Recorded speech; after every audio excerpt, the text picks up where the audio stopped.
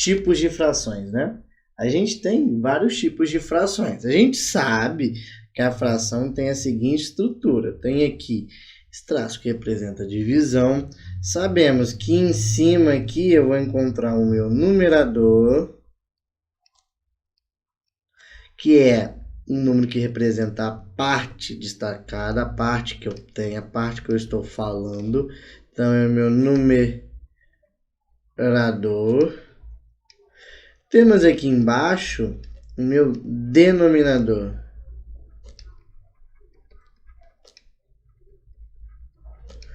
O meu denominador. Tá. E nessa mesma estrutura eu vou ter tipos de frações, que é a fração própria, a fração imprópria e a fração aparente, né?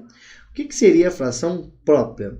Né? É aquela cujo numerador é menor do que o denominador. Então, eu tenho alguns exemplos, né?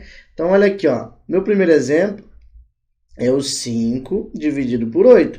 Qual que é o meu numerador? O 5. Meu denominador é 8. Então, essa é a própria. Ela representa exatamente uma parte de um todo.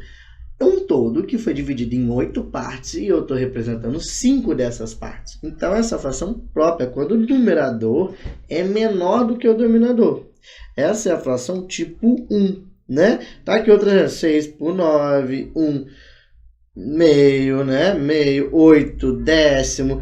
Então, qualquer fração de qualquer número, tipo, que o denominador seja menor do que o numerador, lá, 95. 50, 95 avos, tá vendo?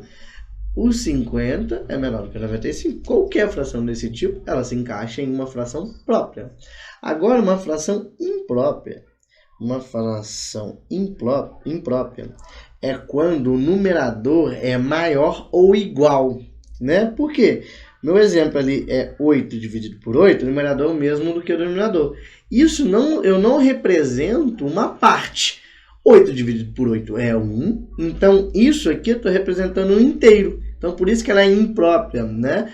Ela não me dá partes de um todo. Nesse caso, ela me deu o todo, que é 8 partes de 8 divididas. Então, eu tenho tudo.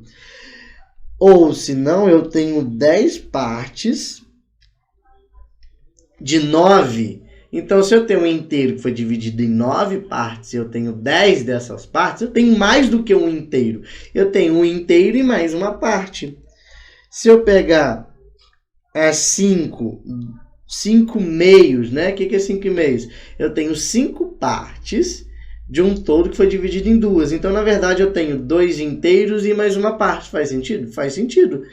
Se eu pego um inteiro e divido ele por 2 e eu tenho 5 dessas partes, significa que eu tenho 2 inteiros e mais uma parte. Faz sentido? Faz sentido. E mais metade da outra parte, mas entendeu?